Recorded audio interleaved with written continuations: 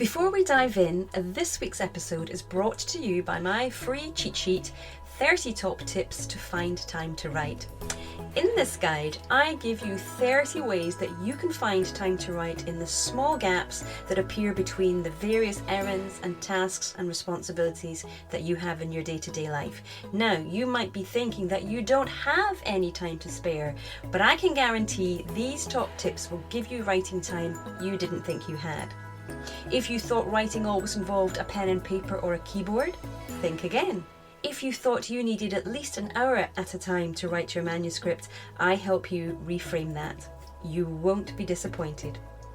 Get your free copy of 30 Top Tips to Find Time to Write by going to emmadesi.com/30 Top Tips.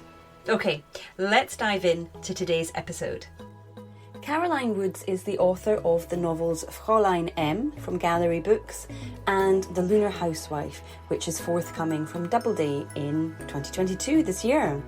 She is represented by Shannon Hassan of Marshall Lyon Literary Agency and has taught creative writing at Loyola University Chicago, Boston University and the Boston Conservatory at Berklee College of Music.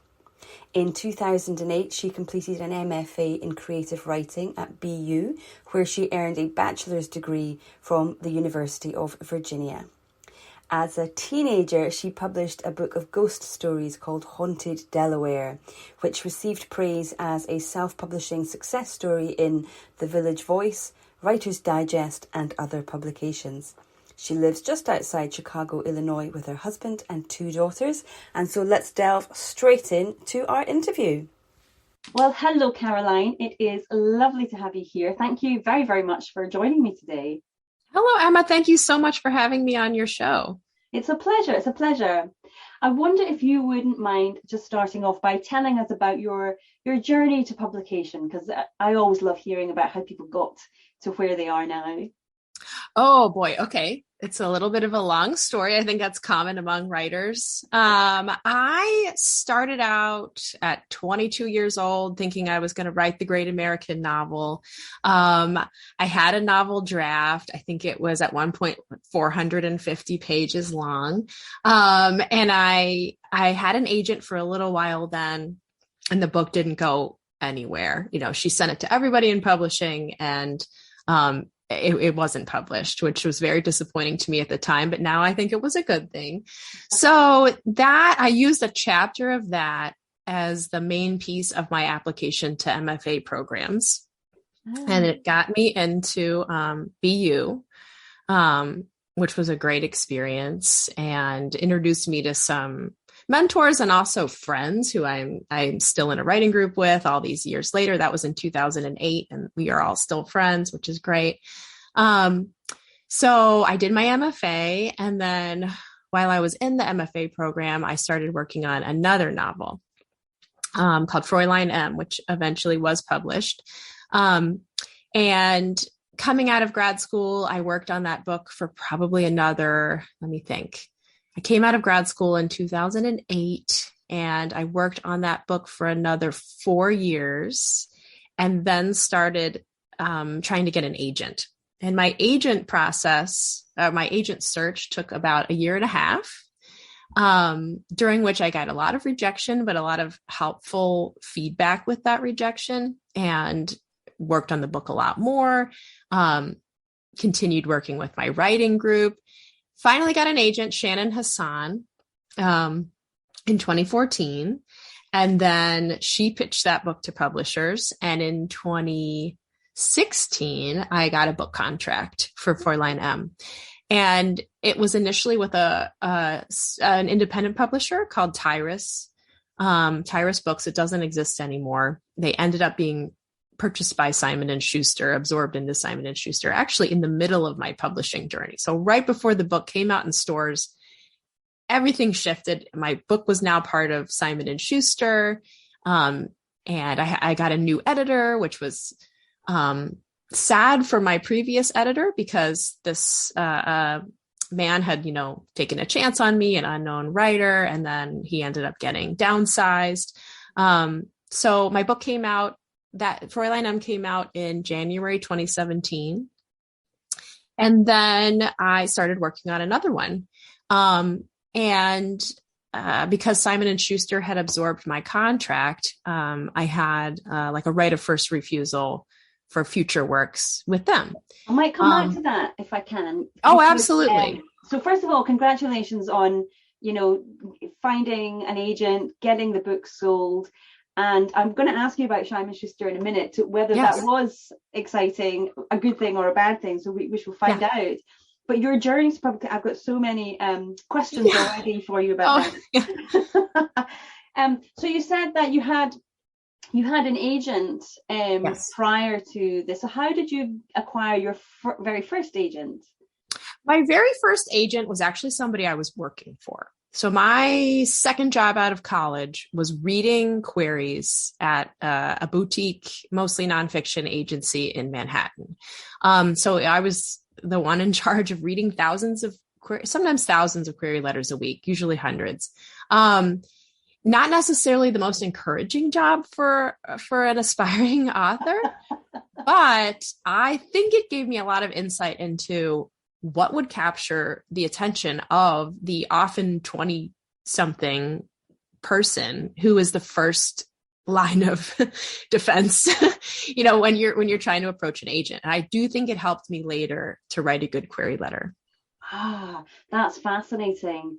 I don't know why, but in my head, the person reading the query letters is someone middle to older aged, experienced, knows what they're looking for, but not someone out of college who, woohoo, first job in publishing. This is super exciting. Not necessarily. Yeah. And when I've had publishing students, I often tell them, think someone with a short attention span is reading these, and it'll help you grab that. You really got to get their attention quickly, because it may be a 22-year-old like I was, who's reading hundreds at a time. Yeah. Oh, brilliant insight there. I'm so glad you shared that with us. The other thing then you said that interested me was that the agent at the time took the manuscript but couldn't sell it. Right. And you said, turns out that was a good thing. So what do you mean when you said that? Why, looking back, do you realize that was a good thing?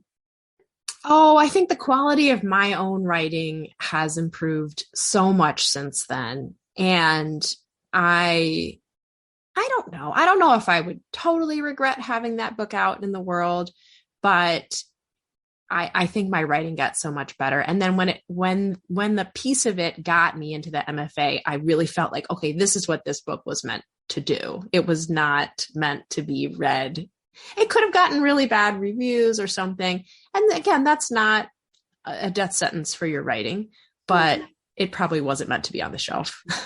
That's wonderful, though. What a great way of seeing that, though, that it was meant to be the piece that got you into that MFA. So I love that. So you did your MFA at BU. Is that Boston University? Yes, I'm sorry, Boston University. Yes. Okay, cool. And I've written a manuscript which turned out to be Fräulein M. So it took you 4 years to do that one. Yes. That, I think, so many of the people listening will be. I think it might surprise some people that it took long, because we think of, the majority of my audience, they're at home, they're on their own, they're reading craft books, they're going to webinars, they're trying to muscle through by themselves. And so many of them have been writing for in some cases, decades. So I was thinking it probably will surprise some people to know that even when you are in an MFA program, even when you've got people around you and you've got the education, it still takes time to write that book. And have you, because I know you've written your second book now, your second published book. Is that your average length of time to write a book, or is your process kind of sped up a little bit?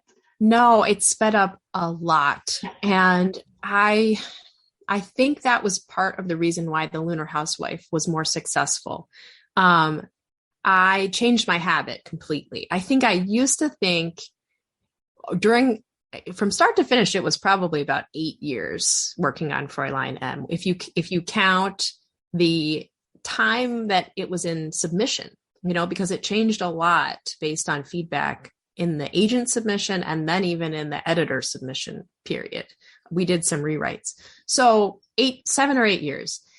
The Lunar Housewife, which is coming out next month from Doubleday, I wrote in really a few months and totally different. And I think that I used to think, and I had a full-time job when I was writing for Fräulein M. And I know that's the reality for a lot of people, almost everybody. Or you're taking care of children or someone else, or, people have life that gets in the way of writing. I think what I used to believe was that you write when you can find time, and then you write as much as you possibly can in that one sitting. So I would write 3,000 words sometimes, or 5,000 once in a while in one day. And then I would put it away for sometimes 5-6 days. Oh, these days I don't have time to write, or I'm not in the mood, or, too much is going on, or whatever. I think it's better. It ended up being better for me to write a smaller amount every single day. And I know that that's not rocket science. People have probably heard that in their craft books, but for some reason I never internalized it until spring of 2020. And part of the reason was I was writing, The Lunar Housewife has an extended cameo from Ernest Hemingway. And he's in an interview with an aspiring writer. And I was thinking, well, what would he really have said to an aspiring writer? Like, what was his writing advice? And I found this piece where he said, have your count, don't get behind in your count. You have to meet your word quota every day, essentially. But he also said the trick to doing that is to stop while you're ahead and stop in the middle of an idea. And that ended up being really revolutionary for me, because I think I would feel as if I've got to finish this chapter today because I may not write for another week. And I try to get to the end of it. And sometimes I would. Well, then when you return, you're kind of returning cold, because you've got to start something brand new, a new chapter, a new scene when you come back. I started doing the Hemingway thing. I would even stop mid-sentence sometimes. And it is glorious because you get to return the next day and you're kind of in that stream of thought. You know exactly what you're going to say. And it worked. It just worked. It was amazing. And it was spring 2020. I think a lot of us felt as if this was a concentrated period. We're not going to be in lockdown for that long.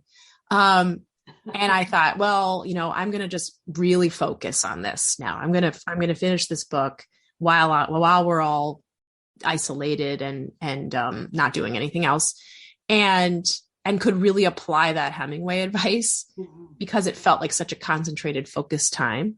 But next time I write a book, I'm going to have to duplicate that. I'm going to have to replicate those conditions and try the starting in the middle every day thing, because it did really help. Yeah, well, that's so great to hear. It's something I think works for a lot of people, and some people are resistant to it because they do believe that they've got to have 2 or 3 hours at a time to really focus and get into the groove of it.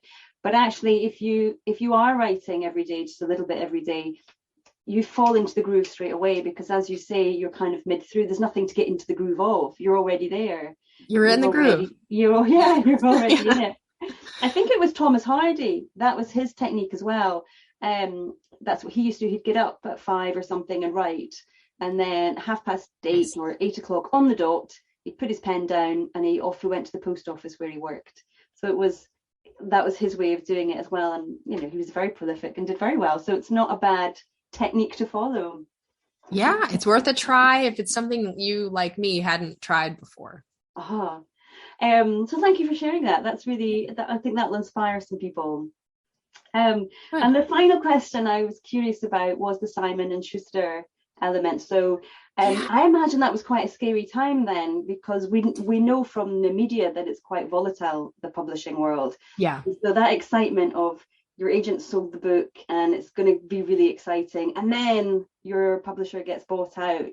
And I guess, was there a moment where you weren't sure if they would take your manuscript with them, or was that always okay? You always knew they would buy the manuscript too? I think I knew it was immediately phrased to me as something exciting.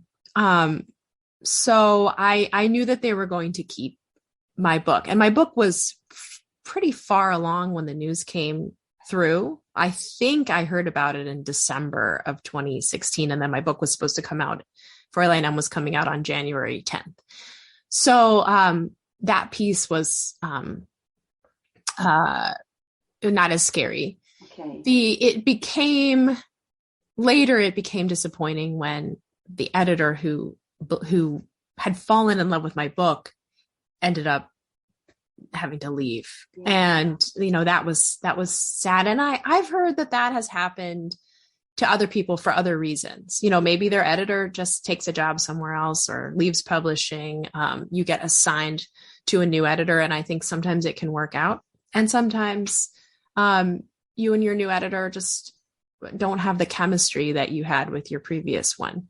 Mm-hmm. So, because it's really a relationship, isn't it, between you and an editor, the writer and the editor, and this kind of meeting of the minds about this manuscript and what it can do.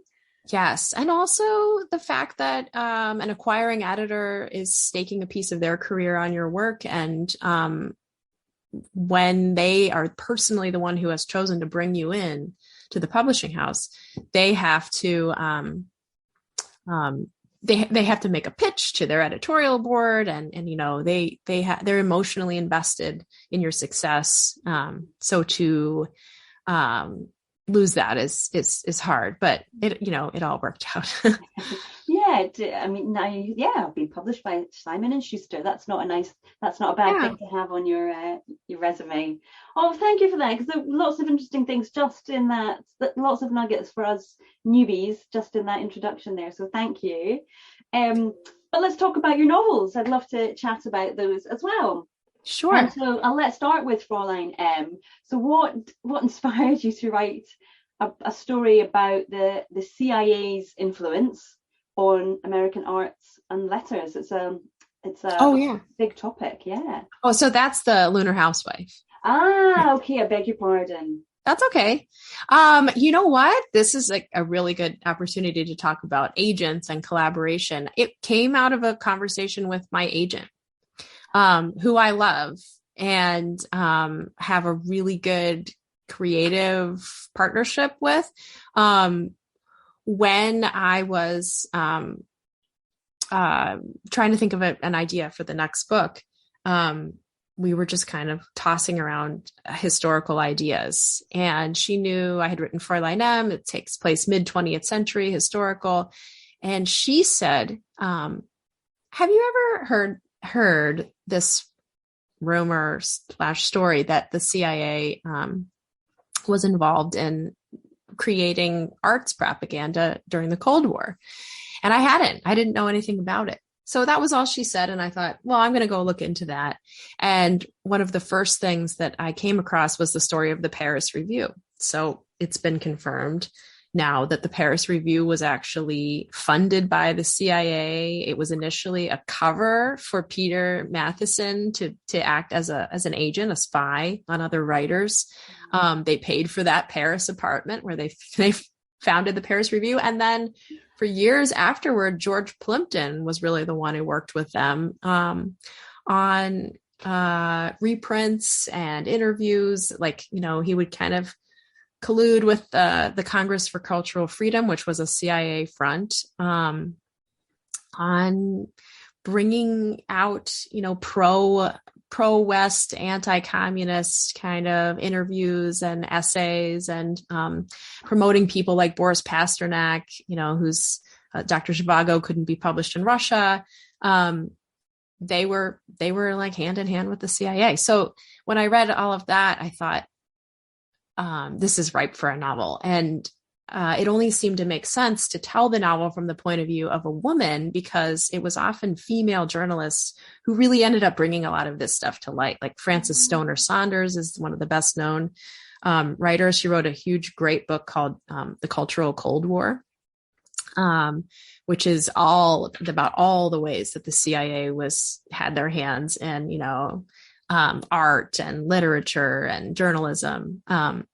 So the Lunar Housewife is about a young woman journalist who is dating the founder of a literary magazine, and she slowly uncovers their involvement with the CIA, to her own peril and the peril of the people around her. Oh, okay. So lots of intrigue. Is it a thriller? I think Doubleday is classifying it as a historical thriller. So there are thriller elements, life and death consequences. Okay, it's right up my alley. I think so. I'll be definitely, yeah. And next month, you say it's going to be out. Do you know Yes, what the release date? June 14th. June 14th. Cool. Okay. Oh, well, by the time this goes live, it will be out. So I will be Great. sure to link to your website and where people can purchase it, where I can purchase it. Thank you so much. um, so we've got a nice feel for the story now, the kind of the setting, the espionage, the double dealing. And you've mentioned a few of the real life people in there. So did you have them in mind when you were writing the story, or did they come to mind as you wrote? The characters? Yeah, the real life characters. They I think I always knew that I wanted to include Hemingway. Because he was somewhat, he's mentioned when you read some stories about like whose art the CIA wanted to promote, like Hemingway was our big star writer of the 20th century. And so they really wanted to promote him abroad, but they also really wanted to make sure he didn't say anything too pro-Cuba. So he felt like a really good person to include and to have Louise Lighthouser, my protagonist, interview, because she's getting these juicy bits that he's saying about Fidel Castro, and she really wants to put them in her interview, and then the guys cut it out. So there's also the question of sexism, like they're overly editing her piece and not trusting her. So there's the piece of, is it sexism or is it censorship or is it both? But yeah, the real life people who are in the book came to mind as I was doing research, like who would have been at a swanky literary party in Manhattan in 1953. And then it was really fun to populate the book with those people. Oh, I bet it was the glamour and the glitz. Yeah. Oh, yeah. And as you were doing your research about the CIA, about the Cold War, were there any sort of juicy tidbits that you came across that you found that you really loved, but you couldn't quite fit into the novel? Oh, yeah, that's a great question. So I actually found a transcript from Langston Hughes's testimony before the Senate Committee on Un-American Activities. And right in the transcript, a senator, and forgive me, I don't remember who it was, but a senator said to Langston Hughes, they're trying to figure out if he's a communist. They're asking him all these questions. Have you been to Russia? Blah, blah, blah. And then they said, I think they were like reading pieces of his poetry aloud. Is this communist poetry? And one of the senators came right out and said, we have promoted your books abroad. There were programs where the government would send American literature and poetry to libraries abroad as sort of representatives of our culture. And the senator uses the word propaganda. We propagandize this. So are we safe to do so? Essentially, it's right there. You can't deny that our government was taking art and trying to use it as propaganda to win the cultural Cold War against communism. And I wanted to include that in the novel because I would have liked to have my protagonist, as she's being gaslit by her male colleagues. No, you're crazy. We're not, the government would never get involved with the arts. She could say, here it is. It's right here in print. But that Senate transcript wouldn't have been available to somebody then. So I couldn't include it in the book. I did include a reference to it. They're discussing Langston Hughes. And it comes up in conversation that he testified before the Senate. But I couldn't say what he said exactly because they wouldn't have had access to that information. No. That would have been good. Yeah. And so doing the research, has it been quite interesting, especially now that we've got this distance between that period of American history and now? Has it kind of changed the way that you've seen the government back then, or even the governments globally now? Has it changed your view of world politics at all and how you see it, or or do you try not to kind of get too involved with that side of things? I think I'm similar to a lot of Americans in that the more I've learned about the CIA over the course of my adult life, the more you realize like how much control the US has had in so many other countries. I didn't know anything, I think, until college about the CIA helping to depose the democratically elected leader in Iran in 1953. And, everything that they were involved in Latin America.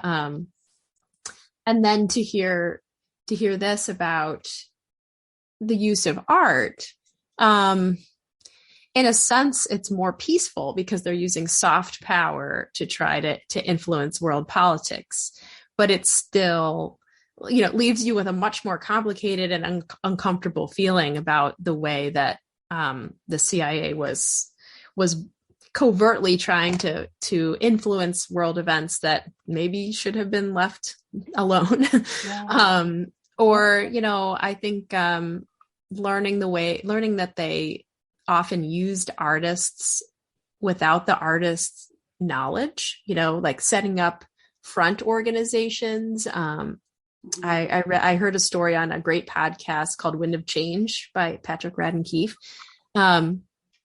about Nina Simone going to this symposium in Africa that she thought was organic. It's a gathering of the African diaspora, and she was excited to participate, and it was set up by the CIA. So, the podcast interviewed a really good friend of hers who went on the trip with her, and the interviewer said, do you think she would have been disappointed or wouldn't have even gone if she knew the CIA was involved? And the friend said, yeah, she wouldn't have wanted to participate in that. Mm-hmm. So, that's disappointing. And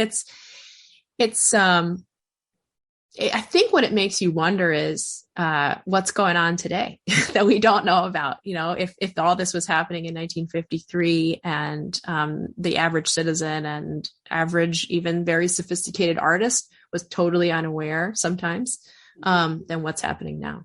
Yeah, it does, doesn't it? And and I don't for a second think it was just the CIA.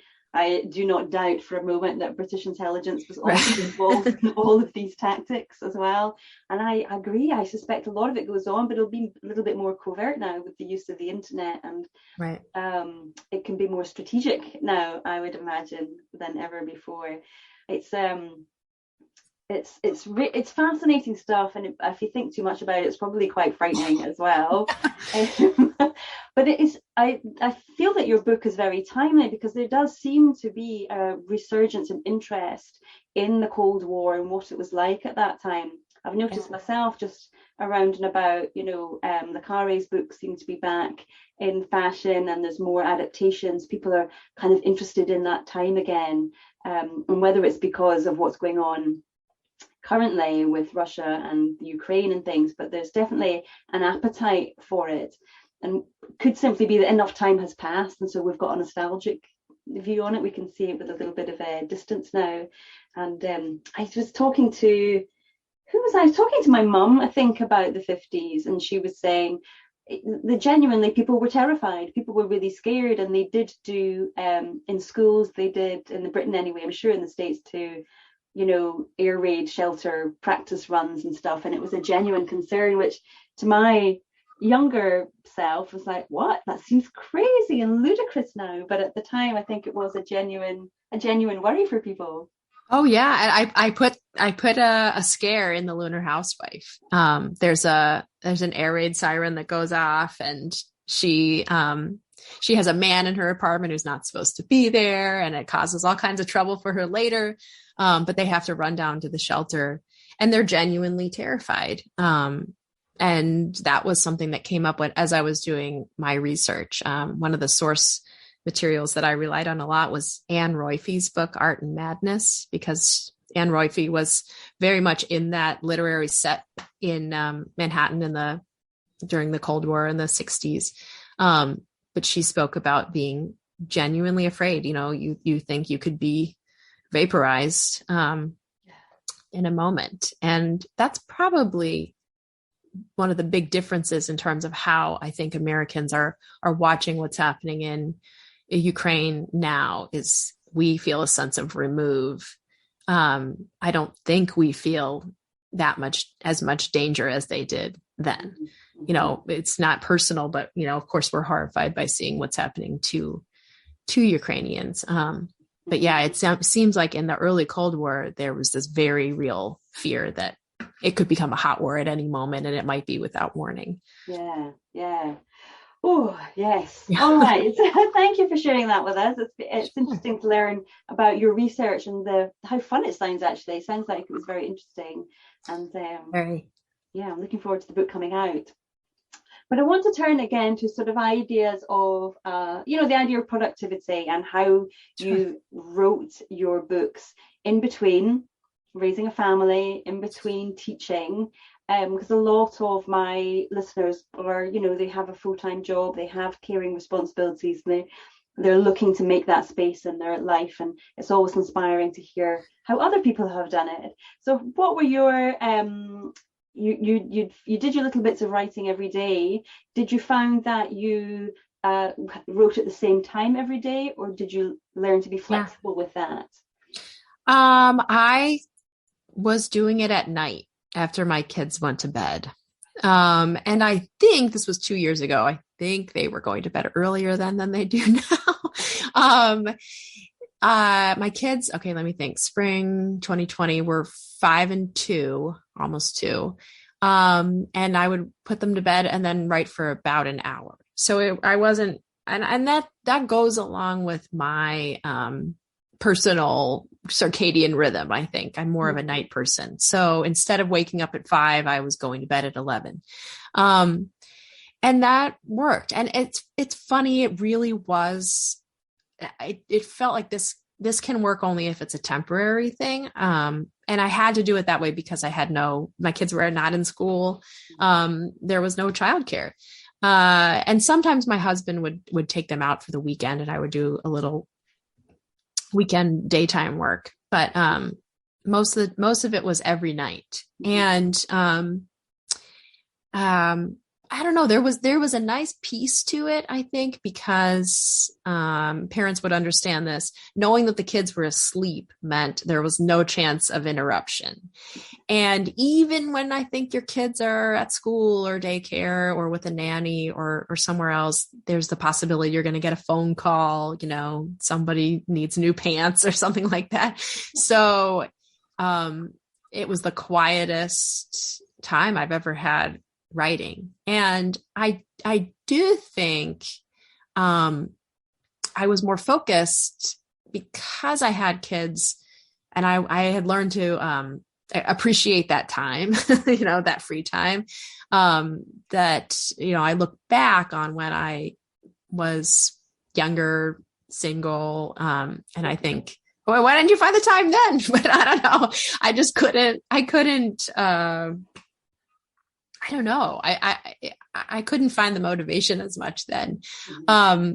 So now it'll be really interesting when I go to start writing my next book, which I plan to do pretty soon, maybe right after the Lunar Housewife comes out. Will I be able, what will my routine be? And now I have a babysitter. I have, the kids are in school. So I'll have to find that daily routine that's just as productive. But the nighttime thing worked then. You said something interesting about it, though, that it was, I think you said, I'm paraphrasing, but because it was temporary for the length of writing it, then it was doable. But yeah, if you had to do that every day of every week, that would be less sustainable. And I think that's something really worth bearing in mind for our listeners, is that intense first drafting period, particularly, it's not for forever. It is for a shorter period of time. And if you can get up that hour earlier or go to bed that hour later for 3 or 4 months to get it done, then it's worth it. Yeah. And then you have the product, you have the thing, a book with a beginning and an end. And then, you may need to do heavy revision, which everybody does. But at least there it is. There's the thing. So I do think it can be worth really concentrating and putting some other things aside in that 3 or 4 month period to get that draft done. And then later, I didn't do much nighttime revision, for example. My agent and I did some revisions in July 2020, even into the fall, actually. I think because I got my book deal in December. So we must have been revising the rest of that year. And that I did more casually, not casually, but not every single day, not as intense. So you can always reward yourself later with more free time. And so in that first drafting stage, were you doing that entirely on your own? Was it just, you in a bubble, or did you work with your agent on that first draft? How did that work for you? Because I think there is that Hemingway kind of image that you are intense, alone. You write on your own in a vacuum almost. But is that the reality? Did you work with people, bounce ideas around as you were writing, or did they come in at the end? I think what I did was finish the whole thing. And I sent it to my agent, I remember, on the 4th of July. It was complete. And I don't think I brought anyone in during that time. I think it would have tripped me up a little bit because there was always a delay in terms of reading time. Would I have kept writing in those days? Would I have stopped? In order to get that draft done, I didn't show it to anybody. But then as soon as it was done, I sent it to my agent. And I remember her saying, it had a saggy middle. So I had a lot of, I had to look at my character's motivation, the main character's motivation and actions in the middle, and have her do more. She had to become a lot more active. We did that. And then I think she's also suggested getting some beta reads at that point too. So I had half a dozen writers and friends read it and give me more feedback. And that led to the more like final version that we sent out in the late fall. Okay. So there was a bit of toing and froing and getting some feedback, and then the beta readers, and then feeling good about it. Fantastic. It's nice to see how the professionals are doing it, in their traditional houses. It's always interesting. So we're almost at our time together. It's flown by, actually. Oh yeah, it's been great. It's gone very quick. So I really appreciate you opening up and sharing about your process and what goes on behind the scenes of writing a novel, and then sharing with us the fun stuff as well, what the book's about and the interesting research that you did. You mentioned that you may be starting your next book after the release of The Lunar Housewife. Is there anything you can tell us about that at the moment? Sure. I'm bouncing between 2 ideas, actually, but they both take place in kind of a more rugged Gilded Age. So 1885, Chicago, like the Chicago meatpacking baron type industry, and the Badlands of North Dakota is what I want to write about. And I've been really wanting to include an extended cameo from a young Theodore Roosevelt. So it'll be one of 2 ideas, and I kind of going to like just write a little bit of each one and figure out which characters I like better. But related to kind of the awakening that that some society Americans came to about how to take care of every American. It was an era when I think people were waking up a little bit to like, no, we cannot let people live in overcrowded slums without water, hot water, sanitation, food. It was this huge wave of immigrants had just come here. And I want to look at the time when people were figuring out that they had to create humane conditions for the new population of Americans. Oh, fascinating. You love big subjects. I do. Science subjects. Yeah. I was just looking back over at your bio. And did you study history or anything at school or uni, or is it just an interest you have? No, I was an English major, but I think history always comes in. You can't study. They're so closely related. So when you're an English major, you're learning a lot of history. I think my favorite class I took in college was called Modern Irish Lit, and it started in 1798 and then went to today. It was such a great class, but you can't read modern Irish literature without learning the whole history. So I've always, I don't know, approached literature through history. But I love sci-fi. I mean, there's a little bit of sci-fi in the Lunar Housewife, the novel within a novel that Louise is writing is sci-fi romance, because I thought, what should she be writing that the censors would hate? That her boyfriend is just gonna he's gonna hate it. And I thought, a romance on the moon with a Soviet space captain. So that's it. So that's in the Lunar Housewife. So I love that stuff too. But yeah, I guess I'm always just drawn to historical topics. Oh, well, you're going to love doing the research for that. I'm sure that's going to bring up a lot of interesting things. Thank you. Caroline, it's been lovely. A real pleasure. Thank you so much for joining me today. Thank you, Emma. Thanks so much for having me on. If you're a first-time novelist who is struggling to either finish your novel or get those revisions to where you want them to be, then I've got just the thing for you. I have a small group coaching program which runs over 12 months, and over the course of that program I will help you fix those plot problems that you've been struggling with. I'll help you get under the surface of your characters so you really get to know them and what's driving them. And crucially for you, I give you that self-belief that you need to get you through the roller coaster that is writing a novel, so that you can carry on, get to the end, and get your book, your story out into the world so it can change people's lives. If that sounds good to you, if that is something that you'd be interested in doing, I know I can help you get to where you want to be. So book a call with me. Let's have a chat and see if we are a good fit for each other. If you're interested in doing that, then go to emmadesi.com/story builder. I look forward to chatting. Well, thank you so much for joining me today. I hope you found that helpful and inspirational. Now, don't forget to come on over to Facebook and join my group, Turning Readers into Writers. It is especially for you if you are a beginner writer who is looking to write their first novel. If you join the group, you will also find a free cheat sheet there called 3 Secret Hacks to Write with Consistency. So go to emmadesi.com/turning readers into writers. Hit join. Can't wait to see you in there. All right. Thank you. Bye-bye.